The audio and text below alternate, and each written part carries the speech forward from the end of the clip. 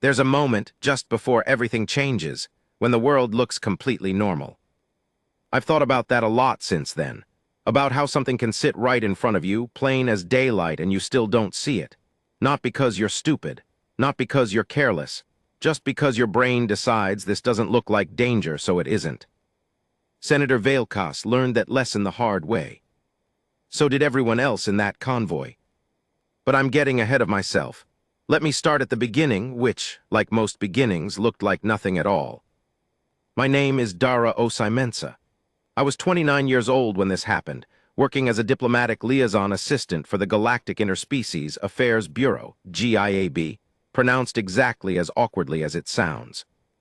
My job, in simple terms, was to make sure that visiting alien dignitaries had everything they needed while traveling through human-administered space, and that nothing embarrassing happened to our species in the process. That last part was harder than it sounds. The Cathari delegations were notorious for demanding accommodation modifications that our building crews had never heard of. The Salhari required 17 hours of darkness per standard day cycle, which made scheduling anything in Sector 7 nearly impossible. And the Vathan, lovely people, genuinely, had a cultural prohibition against anyone standing to their left within a 6-foot radius, which meant we had to redesign our entire greeting protocol for their ambassadors 3 times before anyone got it right. I handled all of that. I was good at it. What I was not good at, what nobody told me to prepare for, was what happened on the morning of the Xanathi delegation's 3rd visit to Earth.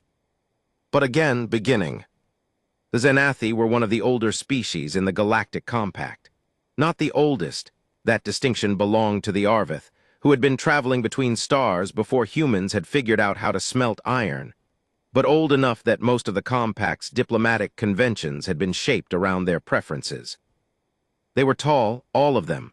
The shortest Xanathi I ever met stood at about 2 meters, and that was considered petite by their standards. Their skin had a kind of blue-gray iridescence to it, shifting slightly in different lighting, and their eyes were large and pale, almost silver, with vertical pupils that expanded and contracted rapidly when they were processing new information. They had 4 arms, the lower pair smaller and more dexterous than the upper, and they moved with this slow, deliberate grace that made everything they did look like a formal ceremony. They were also, by Compact standards, enormously powerful. Senator Veilkas was not just any Xanathi. She was the 3rd-ranking member of the Compact's Upper Advisory Senate, which meant she had a direct line to the 9 species that effectively ran interstellar governance. She was brilliant, composed, and from everything I'd read in the briefing files, utterly accustomed to getting exactly what she wanted in exactly the manner she wanted it. She had visited Earth twice before. Both times everything had gone smoothly. Both times the human delegations had done everything right. Appropriate security, appropriate vehicles, appropriate protocols. This time, she'd specifically requested a change. She wanted a human driver. Not a diplomatic escort vehicle with automated systems, not a military security shuttle, a human driving a car through the city. Her reasoning, as explained in the formal request document, was something about wanting to observe unmediated human behavioral patterns in native transit environments, which, translated out of diplomatic language, meant she wanted to watch how people drove and reacted to traffic and generally existed in mundane city life. It was an unusual request, but not unprecedented. Alien dignitaries occasionally made these kinds of decisions, wanting to see humanity raw, without the polished presentation we usually put on for them. Some found it charming. Some found it alarming. Most found it somewhere in between. So she wanted a human driver. The Bureau reached out to our certified escort pool. Most of the drivers on that list had backgrounds in diplomatic security, former military, former law enforcement, people trained in threat assessment and evasive driving, and all the careful, practiced skills of keeping important people safe. One name came back as the recommended assignment. Marcus Wen. I met Marcus for the first time the evening before the senator's arrival, at the Bureau's ground-floor briefing room on Meridian Avenue. It was one of those bland, practical spaces that government buildings always have fluorescent-adjacent lighting, chairs that were technically comfortable, but in practice just kind of there, a laminate table with a water pitcher nobody ever touched. He was already sitting when I walked in. Just sitting, hands folded on the table in front of him, not looking at his phone, not fidgeting, not doing that thing people do where they check the room every few seconds because they're slightly uncomfortable. Just sitting. He was maybe mid-40s, medium height, probably 5'10", 5'11", the kind of build that looked unremarkable in clothes but probably wasn't. Light brown skin, dark hair going silver at the temples, a face that had clearly spent a lot of time outdoors. He was wearing a plain dark suit, well-fitted but not expensive-looking, and there was nothing about his appearance that would make you look twice if you passed him on the street. He glanced up when I came in. His eyes were, I noticed this, though I couldn't have told you why, very steady. Not in an intimidating way, just steady, like they'd seen enough things that they'd stopped being surprised by new ones. "Ms. Osai-Mensah," he said, not a question. "That's right." I sat down across from him and opened my tablet. "You've reviewed the senator's file." "This morning," he said, "and the route maps." "Good, I want to go over the protocol modifications she's requested." I pulled up the document. "She's asked for manual windows," Marcus said. "She wants to be able to lower them herself. She's read about human weather and she wants to be able to feel it. She also prefers the radio off unless she requests it. No air fresheners. Apparently her olfactory system is sensitive to synthetic compounds, and she'd like to sit in the front seat." I looked up from my tablet. "You memorized the list." "I read it," he said, as if that was the same thing. "All right." I continued through my own notes, half expecting to find something he'd missed. I didn't. "Her security detail will travel in the second vehicle. They've been briefed to maintain a 200-meter buffer per her own instructions. She wants the lead vehicle to feel as unprotected as possible." Her words. "I know," Marcus said. I set the tablet down and looked at him properly. "Can I ask you something?" "Sure." "Your file says you've done diplomatic escort work before, specifically with compact dignitaries." "3 assignments," he said. "And your background before the Bureau." I chose my words carefully. "The file is somewhat sparse on details." He held my gaze for a moment. Just a moment, then he said quite pleasantly, "Yes." That was it. That was all he said. I waited to see if there was more. There wasn't. "Okay," I said finally.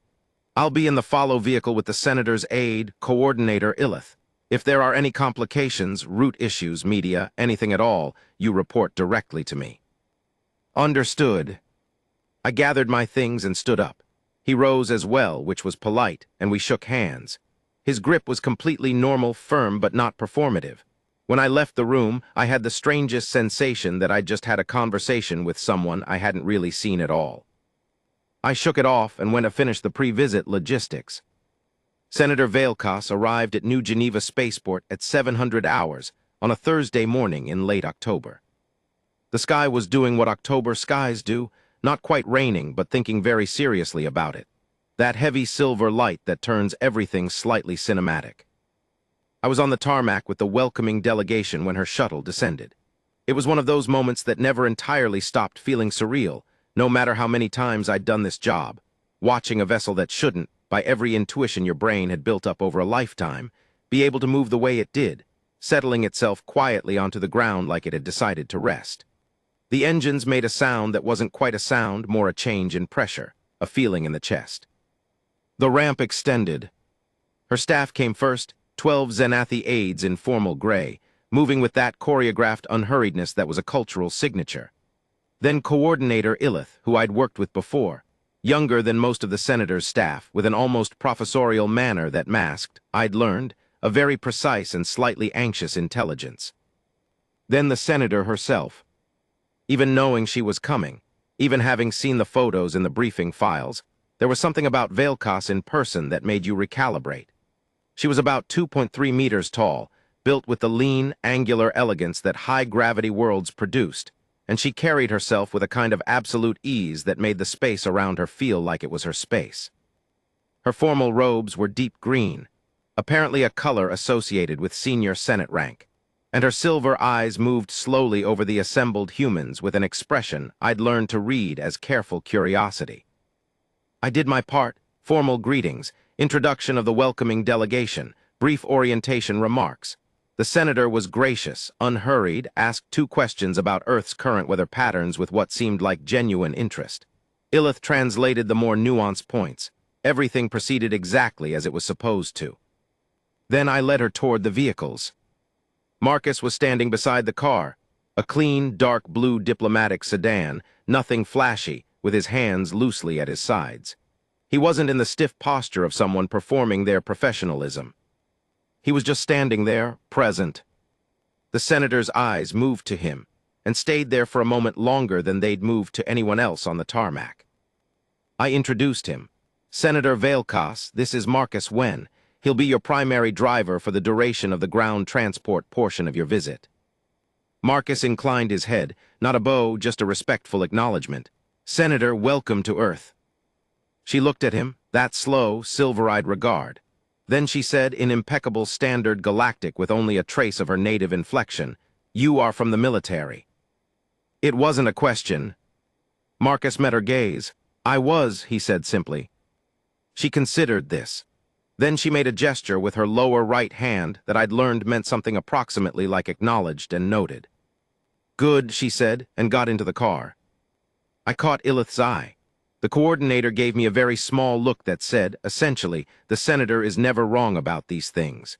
Then she went to the follow vehicle, and I fell in beside her, and we pulled out onto the service road. The first 2 hours were uneventful by any reasonable measure. Marcus drove the way you'd expect a professional to drive, smooth, unhurried, reading the traffic with what seemed like mild attention. The senator sat in the front passenger seat, which had been adjusted to accommodate her height, and she watched the city go by with what I could only describe as focused enjoyment. New Geneva was a city that had grown up fast in the decades since first contact, not just in population but in meaning. It was one of the 7 designated compact welcome cities on Earth, which meant it had been partially redesigned to accommodate non-human visitors. Wider pedestrian corridors, variable atmosphere sections in the public buildings, food districts reorganized around ingredient transparency rather than cuisine type. But it was still, underneath all of that, a human city. The coffee shops and the corner groceries and the school buses with their yellow paint faded by weather, and the people who walked too fast because they were late, and the people who stopped in the middle of the sidewalk because they'd suddenly remembered something. All of that was still there. The senator watched all of it. Occasionally, she'd make an observation. She noted that humans seemed to use their phones far more when waiting for transit signals than at any other point in their movement. She observed that food being consumed in public was almost exclusively in portable forms. She asked Marcus, quietly, no more than a sentence, what the flag on the building they were passing represented, and he told her it was a community health center run by a particular neighborhood coalition, and she absorbed that without comment. Marcus answered when she spoke. Otherwise, he was quiet. Not uncomfortably quiet, just the comfortable silence of someone who didn't feel the need to fill space with sound. I was watching from the follow vehicle's live feed. We had a camera in the lead car, standard protocol, and I noticed, somewhere around the 90-minute mark, that the senator kept glancing at Marcus. Not obviously. Just these small, returning looks, like someone working through a problem in their head and coming back to the same data point.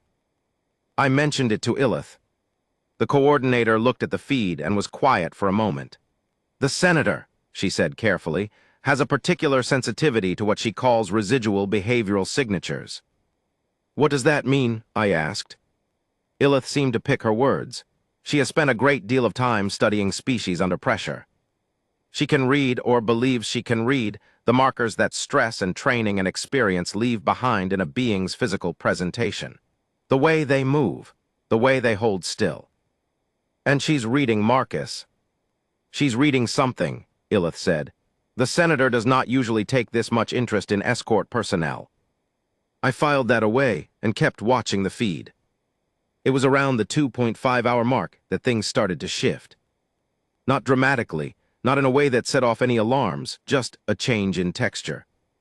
The route had taken them out of the dense city center and into the transitional zone between New Geneva's old commercial district and the newer compact integrated sectors. The architecture here was mixed, older buildings with the narrow windows and heavy stonework of a pre-contact era sitting alongside the broad, light-filled structures that had gone up in the last 20 years. It was a neighborhood in transition, which meant it was a neighborhood that hadn't quite decided what it was yet. The traffic was lighter here. The streets were wider.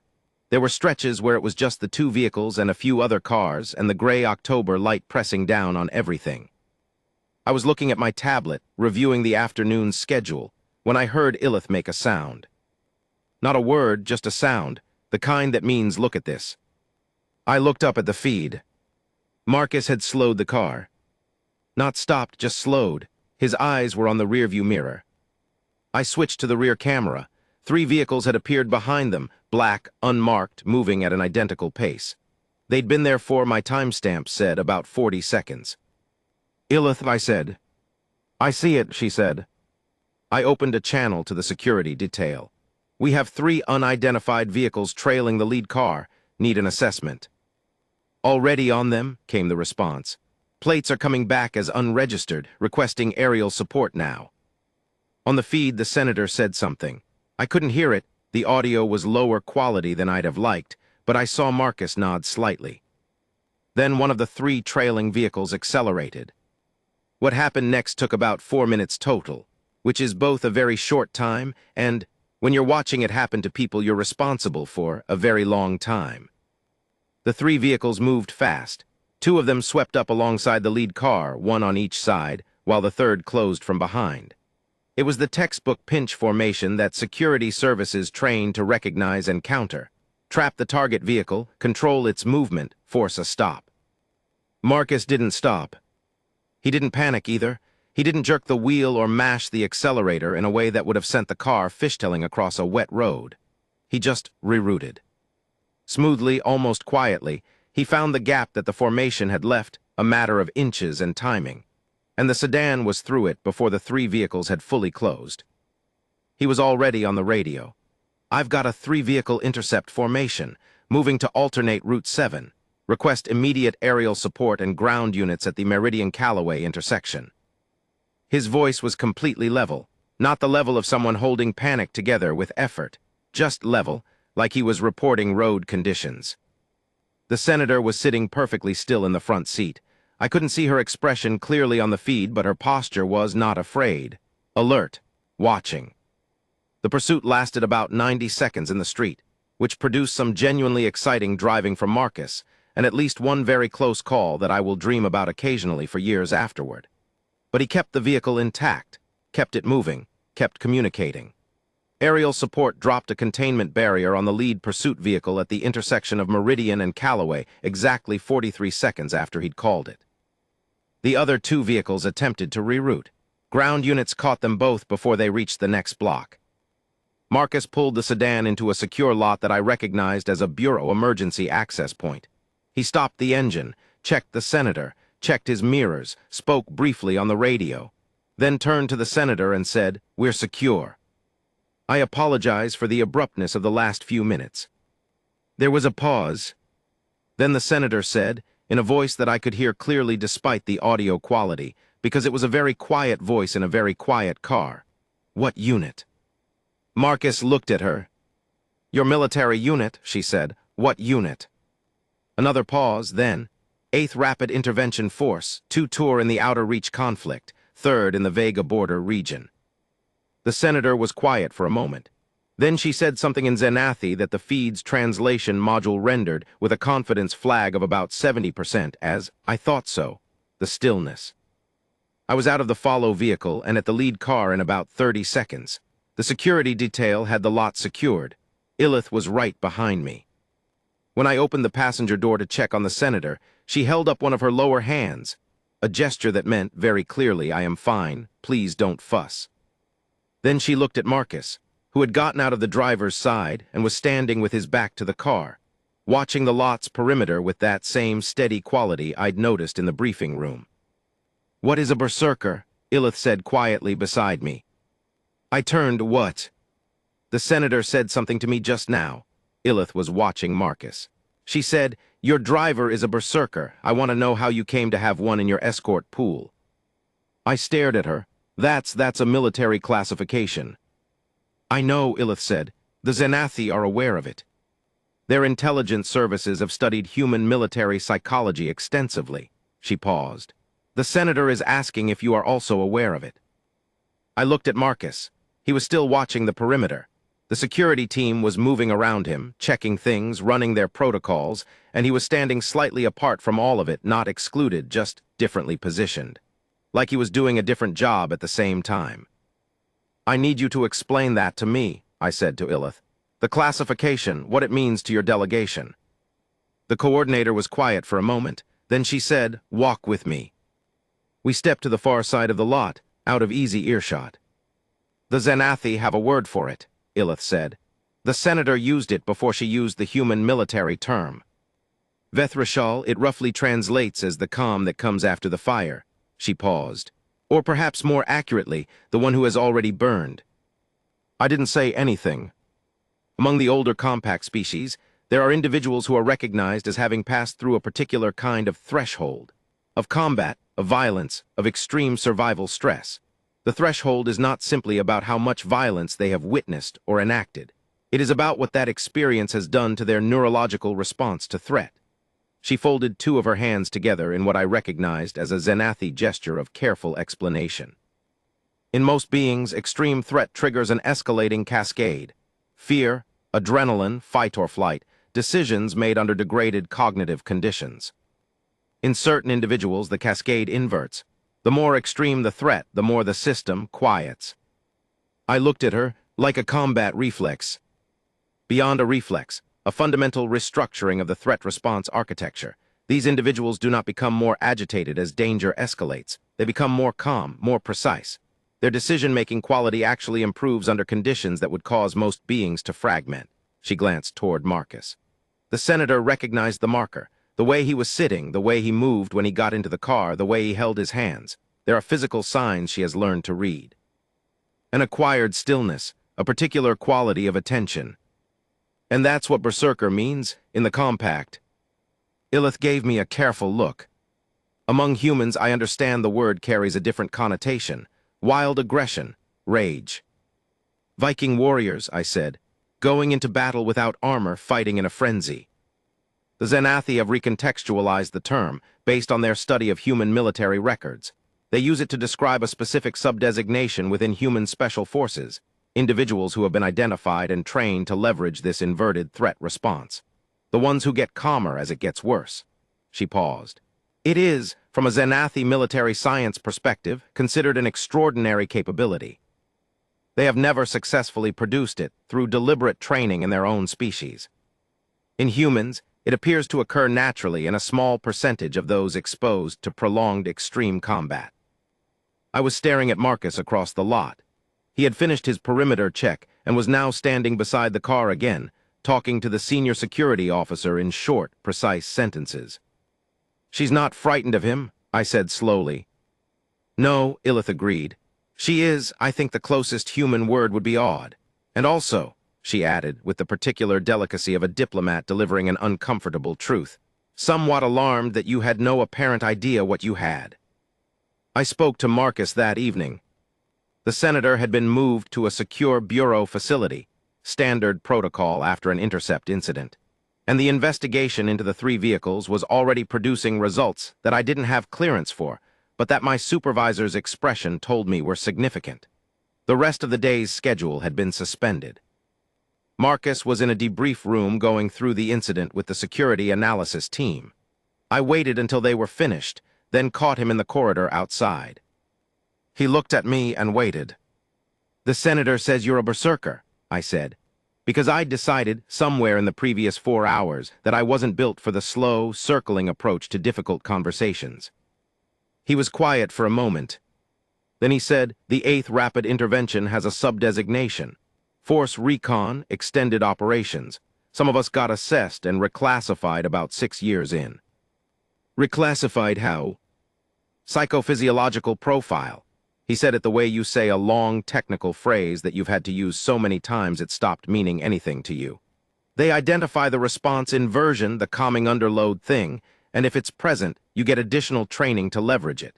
Recognition protocols, decision architectures for extreme scenarios. How long were you active? 11 years. I looked at him, 40-something, gray temples, completely unremarkable face. 11 years. And now you drive diplomatic escorts. Something moved in his expression, not quite a smile. I drive well, he said. You drove exceptionally well this morning. It wasn't that complicated, he said. The formation had a gap. They were moving fast enough that closing it completely would have required them to clip each other. I had about 2.5 seconds to use it. You make it sound like a math problem. It was a math problem, he said, with moving parts. I was quiet for a moment, then I said, the senator wants to speak with you directly, this evening if you're willing. He considered that. What about? I'm not entirely sure. Illith said she has questions about the military designation, about the training. I paused. I think she may also want to evaluate you, in some way I don't fully understand yet. He nodded once. All right. You're not curious why a Xanathi senator is interested in your psychological profile. She told me in the car she'd identified it, he said. While we were still in the formation, she said it very quietly, said, I know what you are, don't waste energy managing my reaction. He paused, so I didn't. I stared at him. She said that while we were being intercepted. Yes, while you were driving through a pinch formation at 46 kilometers an hour through that particular section, yes. I shook my head slowly, and you just. She was right, he said simply. It would have been wasted energy. Part 2, the senator's questions. They met in a small conference room in the secure facility. Just the senator, Marcus, Illith as interpreter, though she proved mostly unnecessary, and me, because someone needed to be there who could explain to my superiors whatever happened next. The senator entered and sat. She was still in her formal robes, though she'd removed the outer layer, and without it she looked not less formidable exactly, just more present, more like a person and less like a ceremony. She looked at Marcus for a long moment. You are not what this organization believes you to be, she said finally. Marcus sat across from her, hands resting on the table.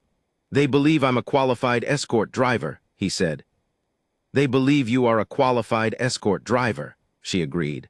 They have not read your file carefully enough to understand what that qualification cost. A pause. Tell me, she said, about the outer reach. I watched Marcus. Something shifted very slightly in the quality of his stillness, like a door being considered. Then he said, which part? The part that made you what you are. He was quiet for several seconds. Illith didn't move. I tried not to breathe too loudly.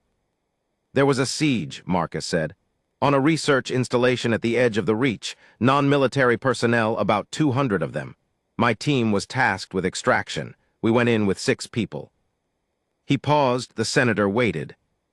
We were in there for 11 days, he said.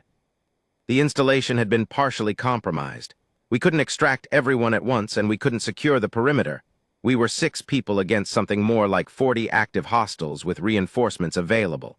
So we had to manage the situation, hold it stable, keep the civilians alive while we moved them out in small groups. 11 days, the senator said quietly.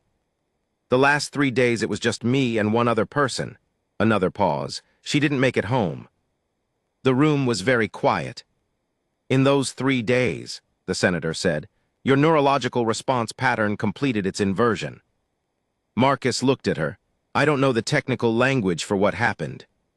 I know that by day 9, every time a contact situation developed, it was like the world slowed down. And I got quiet inside. And I could see all of it very clearly and make decisions that I couldn't have made 6 days earlier. Yes, the senator said, that is the thing. You've seen it before, Marcus said. It wasn't quite a question. In your species, yes, in 3 individuals over my career. She regarded him with that silver-eyed steadiness.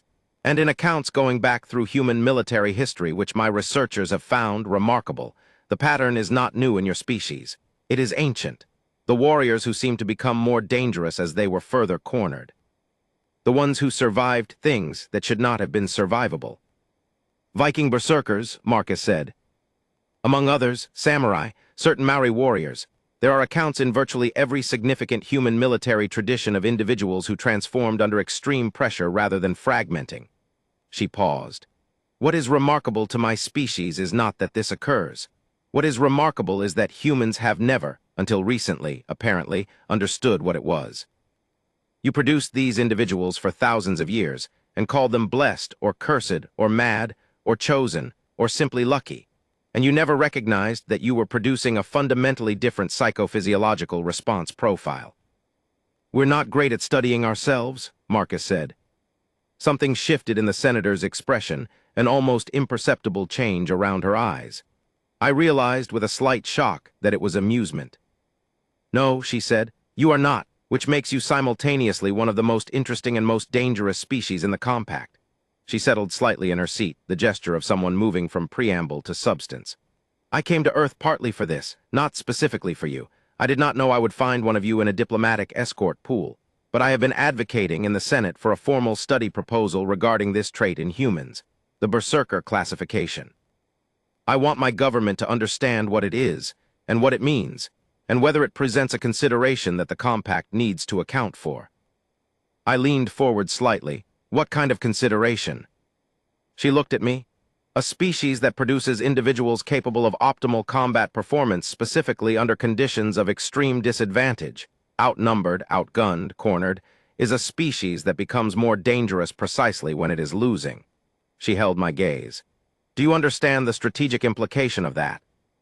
I thought about it, and then, in a way I hadn't quite put together before that moment, I did understand it.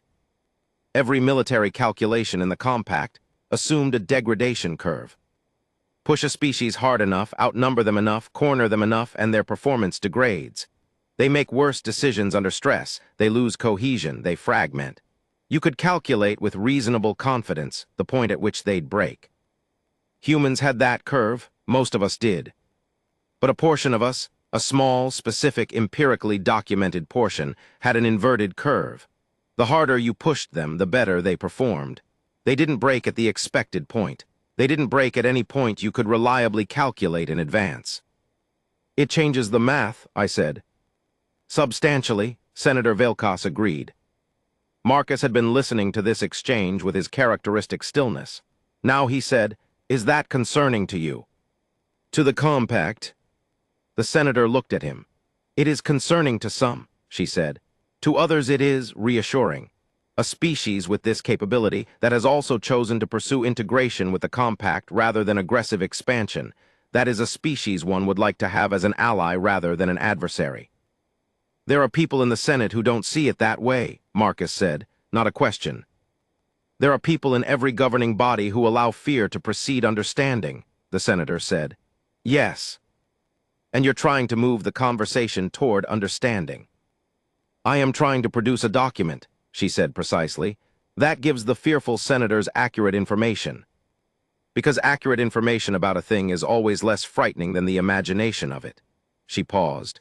"An unknown capability is terrifying. A documented, understood, quantified capability, even a formidable one, is manageable. It can be discussed. It can be reasoned about." "You want to study us," Marcus said, "people like me." "I want to understand you," she said, which is a different thing, though it sounds the same.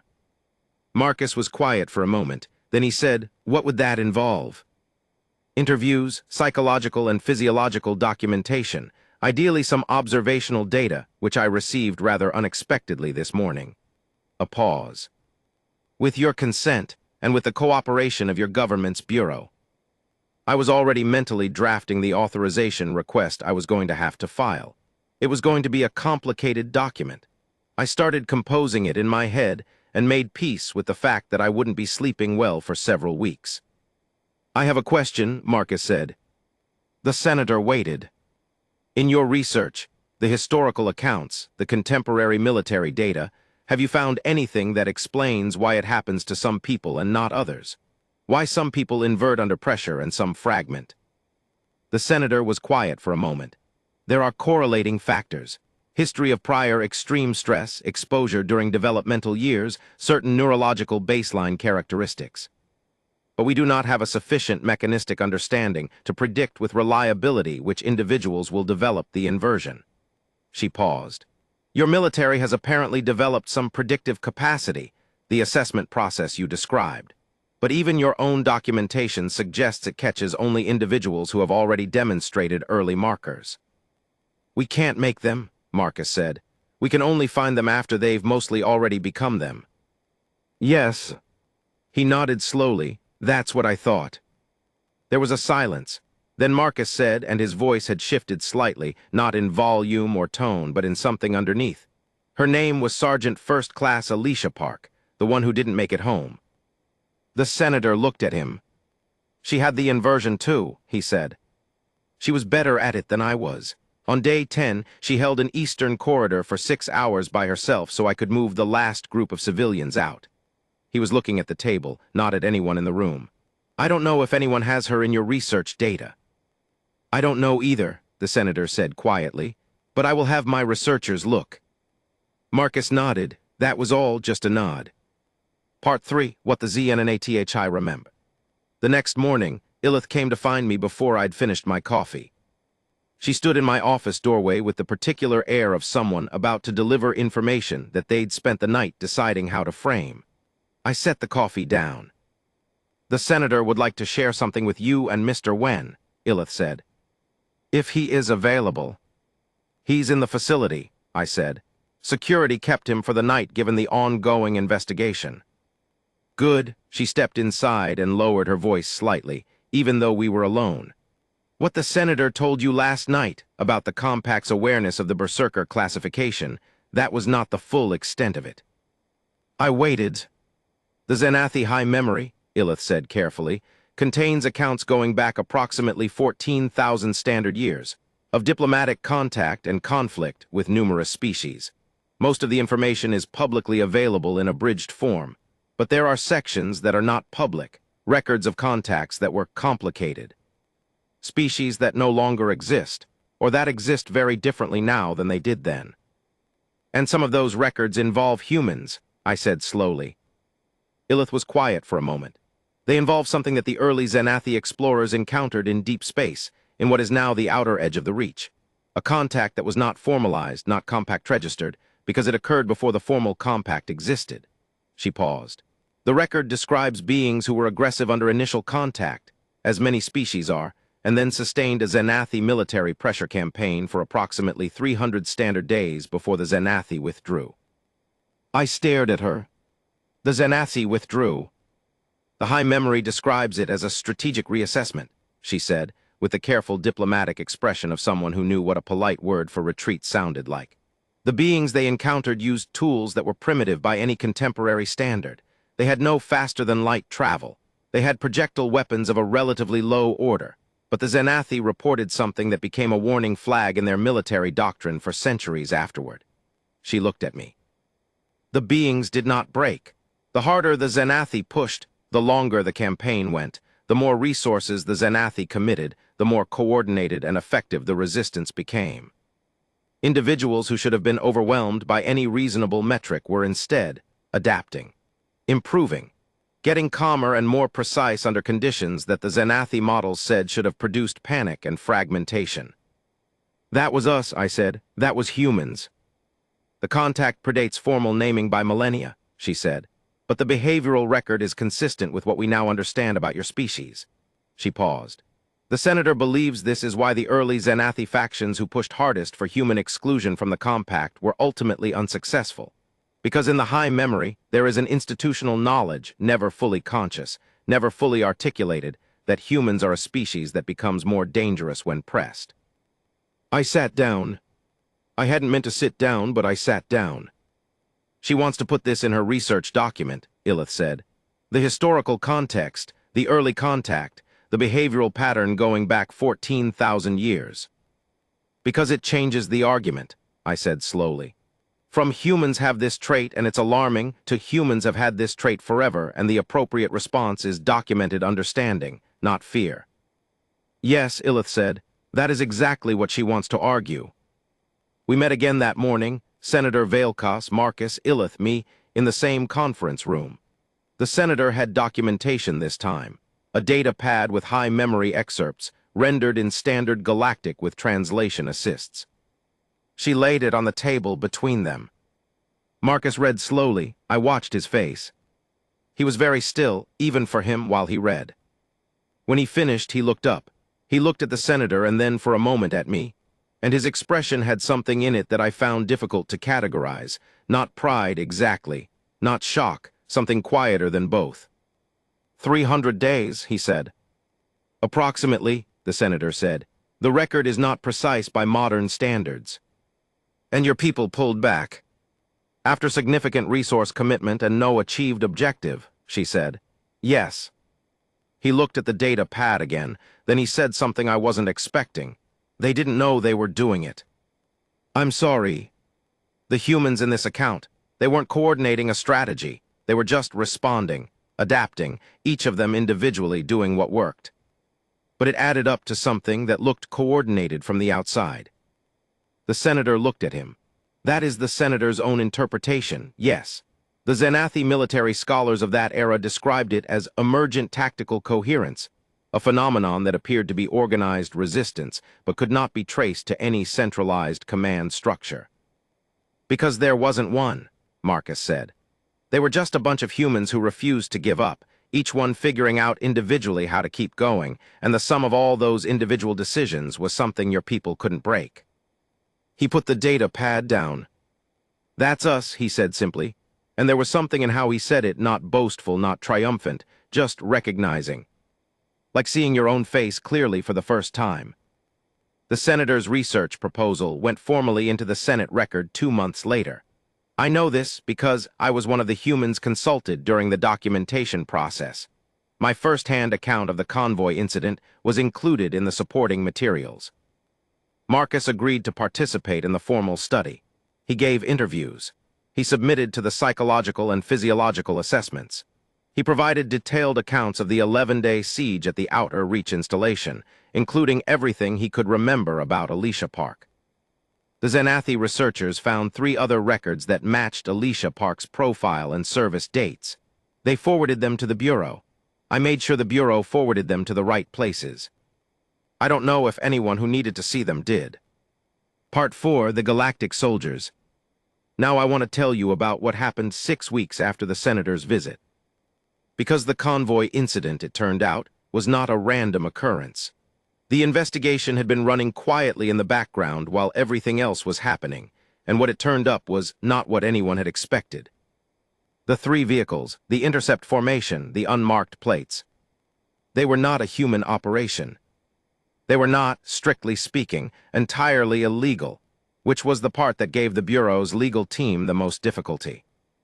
They were operated by individuals employed by a private security organization called the Kethnar Compact Stability Group, which was a legitimate contractor registered in compact commercial law, which meant their activities in human-administered space existed in a legal gray zone that took 3 weeks of interdepartmental argument to even partially resolve. The Kethnar were a mid-ranking species in the compact. Bipedal, roughly human-sized, with a reputation for methodical, calculated aggression rather than the more impulsive varieties. They had strong commercial interests in several systems near Earth, and this part I pieced together from briefing documents I was not entirely supposed to have access to. They had been among the most consistent voices in the Senate for restrictions on human compact participation. The interception, as best as anyone could determine, had been an intelligence-gathering operation. They had wanted to observe Senator Velkas's ground transport in a pressure scenario, wanted to see how human security protocols held up under a simulated threat, wanted, possibly, to use the incident as a political argument against Earth security competency. What they had not expected was Marcus. This part came to me indirectly, through Illith, who had kept in contact after the senator returned to Xanath for the winter session.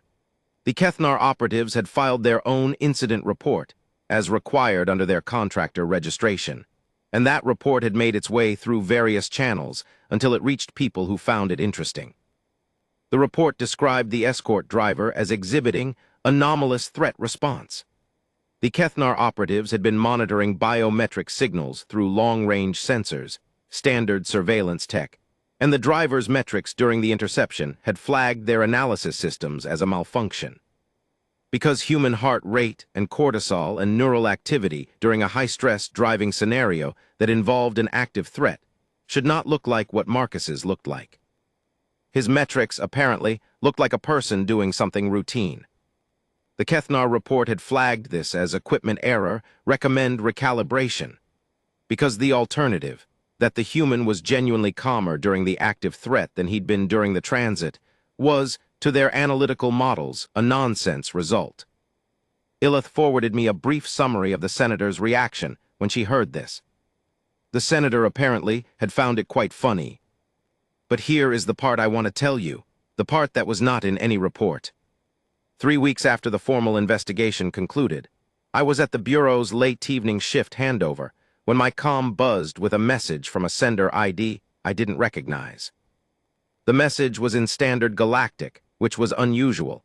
Most communications I received in SG were from official compact channels, properly tagged and formatted. This one was not formatted. It was a raw text block, the kind you'd send if you were using personal communication tools rather than official ones. It said, your driver was identified in our operational records as a Berserker-class human. This classification has been escalated to our council. We would like to understand how many such individuals exist in your escort protocols. Please advise. I stared at it for a long moment. Then I forwarded it to my supervisor, flagged it priority, and called security. The source was eventually traced to a Kethnar commercial address in Sector 4, legitimately registered, legally protected, diplomatically inconvenient. But here's what I thought about, sitting there waiting for my supervisor to call back. They were scared. That's what that message was, not a threat, not a negotiating position. It was a question asked by people who had run a controlled operation and gotten a result that frightened them, and they were reaching out because they wanted to understand it. The thing about fear is that it can go 2 ways. It can become aggression, eliminate what scares you, or it can become inquiry, understand what scares you. The Kethnar in that moment seemed to be at a crossroads. I thought about what the senator had said. Accurate information about a thing is always less frightening than the imagination of it. I thought about Marcus, sitting in a conference room, reading 14,000-year-old records, and saying that's us in a voice that contained everything without performing any of it. I didn't write back to the Kethnar message. That wasn't my call to make. But I did include a copy of it in my incident summary, with a note recommending that any response be crafted around transparency rather than restriction. That an attempt to conceal or minimize the existence of Berserker-class humans in compact-facing roles would produce exactly the anxious imagination that the senator had been trying to counter. I don't know if anyone read the note. I hope they did. Part 5, The Weight of Calm. I saw Marcus one more time before his assignment to the senator's follow-up visit, which happened about 4 months later. It was a coincidence, sort of. I was coming out of a bureau transit hub and he was coming in, and we nearly walked into each other. He was in civilian clothes, a gray jacket, dark trousers, nothing remarkable, and he was carrying a paper bag from a coffee place down the block. Ms. Osimensa, he said. Dara, I said. I'd asked him to call me that several times and he always forgot, or chose not to. I wasn't sure which. We walked together for about half a block, which was the direction we were both going anyway. How's the study going? I asked. The Xanathi research. The interviews are done, he said. The physiological portion was thorough. Are they learning things? I think so. He was quiet for a moment. They had me do a series of stress scenarios while monitored, low-stakes stuff, no actual threat, but graded stressors to see how the metrics responded. He paused. The researcher running it kept apologizing for how boring the scenarios were. Were they boring? Yes, he said, but I understood what she was looking for. We stopped at a corner. I had to turn left. He was continuing straight. The senator thinks it's going to matter, I said. The research, what it does to the conversation. She told me the same thing. Do you think she's right? He thought about it, genuinely thought about it, in that way he had of being actually present in a question rather than just waiting for his turn to speak. Then he said, I think understanding usually matters. Whether it matters fast enough, that's a different question. The light changed. Take care of yourself, I said. You too, he said. He walked away. I watched him for a moment, this completely unremarkable-looking man carrying a coffee and a paper bag, moving through the crowd at a completely ordinary pace. Nobody on that street looked at him twice. He was just a person, another person among all the people. And somewhere underneath that, Under the gray jacket and the quiet face and the ordinary coffee run, there was something that the Xanathi high memory had a 14,000-year-old account of. Something that an ancient species had recognized, pressed against, and ultimately decided to walk away from. Something that a senator with silver eyes and a political fight on her hands was turning into a document that would, she hoped, change the conversation at the highest levels of compact governance. Something that just looked like a person buying coffee on a Thursday morning. Part 6, the follow-up visit. 4 months later, February this time, colder, the sky the color of old pewter. Senator Veilkas returned to Earth for a second ground visit. This one longer, more formal, a series of meetings with bureau leadership and diplomatic policy advisors. She requested Marcus again, by name. He drove, she sat in the front seat. The windows, per her standing preference, were lowered slightly, and February air came in cold and clean, and she seemed to find it interesting. I was, as before, in the follow vehicle with Illith. We had the feed running. I watched, because by now I'd developed what I can only describe as an investment in this particular dynamic. Somewhere around the hour mark, on a quiet stretch of road near the Botanical District, I heard the senator ask Marcus a question. Illith had the audio enhanced on her tablet, so we could follow the conversation more clearly than we had the first time. "Have you read the preliminary document?" the senator asked. "Illith sent me a copy," Marcus said. "And—" A pause. "It's careful," he said. "You were careful with it." "I wanted it to be useful, not alarming," she said. "You included Park," he said, "her record. Her documented service history and the behavioral accounts from the final 3 days at the installation." "Yes." The senator paused. "I wanted the document to be about people, not just patterns. A pattern can be feared. A person is harder to reduce to a threat." Marcus drove. The bare February trees went past. "She would have hated the attention," he said. "She was extremely private." "I know," the senator said. "I included a note to that effect in the documentation summary, that these individuals have not, in any of the cases studied, shown evidence of wanting the recognition that their capabilities might invite." "It would make sense," Marcus said. "If the whole thing comes from deciding that you have to take care of something and you're the one who has to do it, not because you want the recognition, just because it's there and it needs doing, then recognition kind of misses the point." A long silence. "Yes," the senator said quietly. "That is exactly what the document tries to convey." The session in the Botanical District was the longest stop of the day. The senator had requested a walking period. She wanted to see the winter garden, the bare-armed trees and the frosted paths, and whatever was flowering in the heated greenhouse sections. Security protocols for walking tour were more complex than vehicle transit, and I'd spent a lot of time working them out. But they held.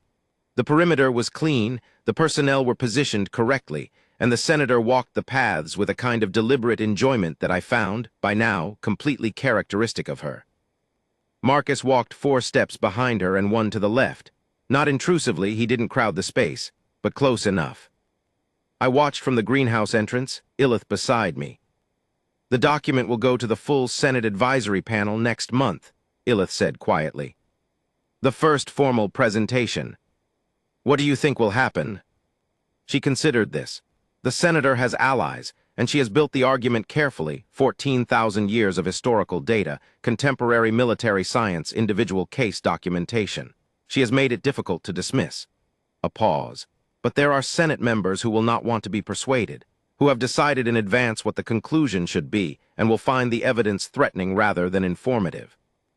"What does she do about those?" "She has a particular approach to that category of opponent," Illith said, with a slight expression that I'd come to recognize as Xanathi amusement. "She makes them explain publicly why they are rejecting documented evidence. She finds that most beings, when forced to articulate the gap between their position and the data, become less comfortable holding the position." Out in the garden, the senator had paused beside a tree that was bare except for a cluster of winter buds, tiny, tight, improbably hopeful against the gray sky. She was looking at it with evident interest. She said something to Marcus. He looked at it too. Then he said something back. I couldn't hear it from where I was standing. The senator made the gesture that meant acknowledged and noted. They stood there for a moment, The very tall, silver-eyed alien senator and the completely ordinary-looking human driver, looking at the winter buds together. "What do you think he said?" I asked Ilith. She watched them. "I think he probably told her what kind of tree it is," she said, "and perhaps what it will look like in spring." Part 7, what the document said. I read the final version of Senator Velkas's research document 4 months after it was submitted to the Senate Advisory Panel. Ilith sent me a translated copy, unofficial, as a courtesy. It was 847 pages in its complete form, which I did not read all of. But I read the summary, and I read the historical section on the early contact, and I read the individual case studies. Alicia Parks was the 4th case study. It was 14 pages. It covered her service record in precise detail, the engagements, the commendations, the assessment that had identified her inversion profile, and then it covered the 11 days at the Outer Reach installation in the carefully documented but unhesitating way that the senator wrote about everything. What Park had done, what it had cost, what it had preserved. The document didn't call her a hero, it didn't call her a tragedy. It called her, in the clinical language of the research format, an exemplary demonstration of the documented capability pattern under conditions of sustained extreme stress. And then immediately after that sentence it said, "It is the view of this author that the inadequacy of this clinical framing to convey the full dimensions of Sergeant Park's documented actions is itself evidence of why this research is necessary. A framework that cannot do justice to what a being actually did is not a sufficient framework." I read that twice. Then I kept reading. The document's conclusion argued, with the 14,000-year historical record, with the contemporary military science, with the individual case studies, that the appropriate compact policy toward human Berserker-class individuals was not restriction or quarantine or any form of strategic distancing. It was informed partnership. It was deliberate inclusion in compact security and diplomatic structures, with transparent documentation of the capability and open acknowledgement of its existence.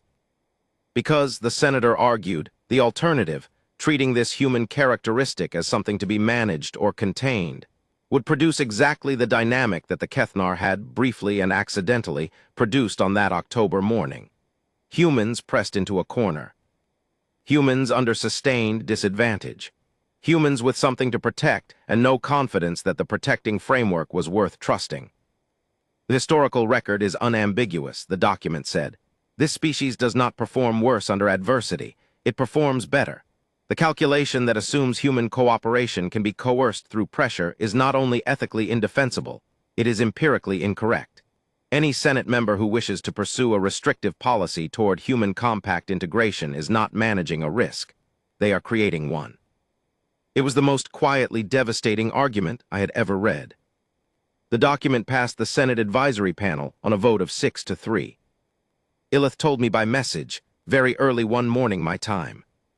She added, "The senator thanks you for your contribution to the supporting materials. She also asks me to convey that the incident at the Botanical District Garden has remained in her memory. She says the human driver told her the tree was a winter cherry.